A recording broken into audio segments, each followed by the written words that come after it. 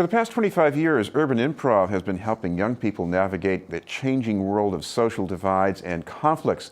The strategy is to rehearse for what lies ahead through workshops using improvisational theater. Last year, Urban Improv combined some of its programs under the name Rehearsal for Life. And to tell us about the programs and the upcoming celebration of 25 years are the board chair from Rehearsal for Life, Ted Clark, and the Artistic and Education Director for Urban Improv, Acheampong. Thank you both very much for being with us. Thank you.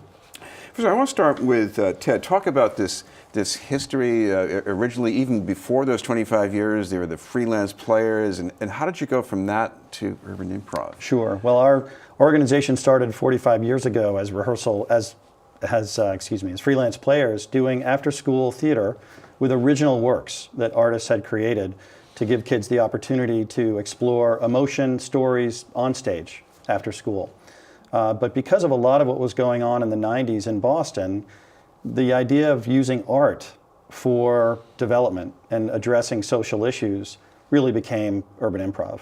And so for 25 years, we've been using those moments in scenes that we create to give kids the opportunity to explore all sorts of issues, from bullying to racism to homophobia, etc. Yeah, the principle here is interactive. So this is about the kids getting in the act and even sort of almost scripting things on their own, right? Yeah, we have a couple of elements to our model, and so we're presenting a skit for the young people to jump into at a pivotal moment where we yell freeze and they're able to come in and respond to the scene the way that they would in real life. But there's also an element where they get to take the topic of the day, be it bullying or homophobia or racism, and really create a scene around that topic themselves. Typically one that is encouraging empathy and understanding, and maybe even presenting a perspective that we as the actors didn't touch on in our original skit. I have to accuse you of sounding a little bit too much like an adult here. You say, bring up bullying or homophobia. I mean, you go into a classroom of 4, 5, 6 graders, and they don't readily say, oh, I want to talk about bullying. I mean, how do you get to the point where they can volunteer that? Well, it's exciting. We actually start with a song. And so music kind of just invites them in to what we're going to be talking about. And we actually ask them, what do you think we're going to be talking about based off of what you heard in this song? And because of the lyrics of the song, they're able to really pick up like, oh, you're going to be talking about maybe bullying, peer pressure, how we deal with our friends. And then that becomes the language that we then repeat back to them as we're talking through the topic and scene itself.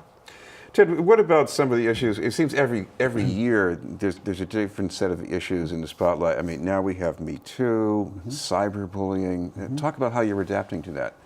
Well, the wonderful thing about our model is that we create scenes, and kids have the flexibility to take the scene where they want. And so the tool worked with gun violence in the 90s, it works with cyberbullying and homophobia and the issues of today. The tool really hasn't changed. The kids have changed a lot, the language has changed a ton, but that space, that safe space, is what creates the opportunity. And that's the same, even though the topics change.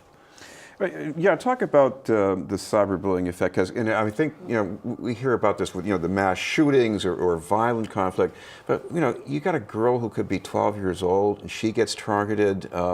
Why is that such a terrible thing?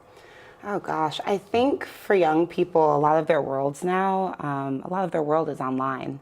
And so that's where they're experiencing a lot of their social interactions. A lot of the angst, the young people angst that comes is not only happening in the schools and in person, but a lot of it is happening online. And while they know what to do while they're in it, they don't necessarily know how to navigate that space. And for some of them, it's just the way that things are. And so for them to be able to see, well, how would you feel if this were happening to you? Or if this were your sister or your friend? How would you want someone to help or respond to them? Just becomes a really important space, because for them, social media is it. It seems normal to them. So the other thing about social media, you think you're talking about somebody who's not in the room, but there is no wall. I mean, no. They're in the room. Yeah, the irony today is that we're more connected than we've ever been, and I think we're lonelier and more isolated than we've ever been, because those aren't real connections. And it's one of the things that we try to do is to help people deal with differences. We're all different. And that's what's caused conflict for so many years, for decades, generations. But how do you bridge that? And I think you make a safe place where people feel comfortable, because in our society today, people don't want to take that risk because you get criticized, you get judged, you can get ostracized. It's risky. And so bridging that is really what we're trying to help with. Yeah, we keep hearing that term safe space, especially in connection with schools, but it's usually defined as things you cannot do, things you cannot say. And you're coming in and saying to kids, we want you to say something to us. Yeah. I mean, if they're not saying it to us, who are they saying it to? And where does it stay? It just stays inside, or it becomes some post on social media. And so we encourage respect in our space. We encourage speaking about your thoughts on things in our space. And we let people know that it's okay to disagree. You're not always going to agree. But how can you do that in a way that invites someone else's opinion and doesn't shut them down? So much with bridging differences is that people don't want to listen to what is different. And in our space, we're really trying to create a place where young people are learning to listen as they share. Ted, we usually think of conflicts, especially in the news business, as between people of vastly different backgrounds. But a lot of these conflicts are really in families. The older sibling picking on the younger sibling. Explain how that dynamic plays out. Well, I think we see it today with families, with parents, with kids. Some of these parents are still kids themselves and haven't had the social development and training and experiences to really give and create a safe environment at home. And so one of the things that really touched me this Christmas was we got a note from one of our students, and the student said, "Thank you, Urban Improv, for teaching me these things. I'm going to take them home to my family so we can practice." It doesn't get better than that. What about that? Yeah, I mean, these are kids talking about something that they wouldn't readily think of talking about even at home with other family members. Yeah, I think when we invite young people to share their opinion, then they can in turn invite anyone to share their opinion. And we do it with the young people. Sometimes we're working with their parents too, just inviting them to talk about these things that they're supposed to know about. Like, why are you supposed to know about it? We're all learners, and with the different topics and things that are going on in life, we can't be expected to know everything. And so to give young people the opportunity to say, hey, this is what I think about this, and go, yeah, go find out what your parents think about that. What do your parents think about the use of their cell phone, or about cyberbullying, or about, their city? What do they think? This is Being in the News, and we're talking with Ted Clark from Rehearsal for Life and Acheampong from Urban Improv. Ted, you start with fourth graders.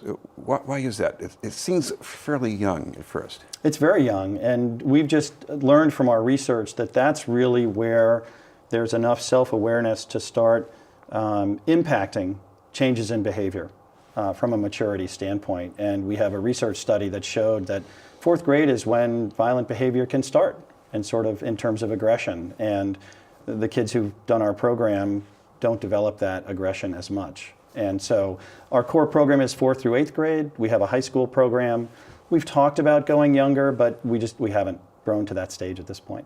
Yeah, what about reducing violent tendencies? Is there anything that shows that these workshops that you have any effect on the children? Yeah, I think, when we're looking at violence, so often people are looking at violence as physical, but there's violence in how we speak to each other. There's violence in how our body language towards one another. And in inviting young people into roles and characters where they're practicing empathy, they're learning through the embodiment how to interact in ways that are, quote unquote, nonviolent, that invite empathy, really. I think so much of it has to do with not focusing on being right. So much of our media today is about, did you get it right? Is there one answer? There's no lecture as part of our workshop. It's really, what are the differences? And those are okay. Yeah, what typically happens with this program is that you don't just do this one-off appearance at a school. You're there for a number of weeks. Talk about that relationship that develops over time. Definitely. So with the schools, we have the opportunity to have students leave their school environment and come to us. And so they're already leaving this space where there may be some preconceived notions, or where they may have a way of already being with each other and coming to a new space. And we see them, for about 75 minutes, for once a week for 9 weeks. And each week, the topics kind of get a little bit more in there. With our fourth graders, we start with confidence, and just, what is confidence? How can you be confident? How can you help someone else be confident? But then we get into, in our third week, we're talking about peer pressure. And, how do you say no to a friend who you really care about, but who may want you to do something that you don't want to do?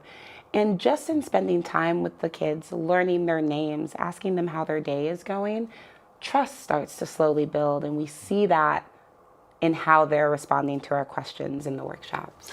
Ted, these are 25 years for Urban Improv. You have a fundraiser celebration, another kind of performance actually every year. I know this is in its early stages, but talk about what's going on right now. Sure. Well, on May 11th at the House of Blues, we'll have our annual fundraiser called Band in Boston, where we have celebrities, we have media folks, people from sports and entertainment in the Boston area, some political folks as well, with some level of talent, do unscripted or scripted but unrehearsed performances. And it's usually funny, either because it's meant to be funny or because it's not. It depends. It's a crazy night. We're just starting the development of the script. We've got much of our cast assembled. There are chefs from all over Boston who provide amazing food for the evening. It's usually a lot of laughs and a lot of fun and a very important night for our organization because we raise about 2/3 of our annual budget that night. And you've got the website to keep us updated, right? Rehearsalforlife.org. Exactly. Thank you very much, Ted Clark from Rehearsal for Life and Acheampong from Urban Improv.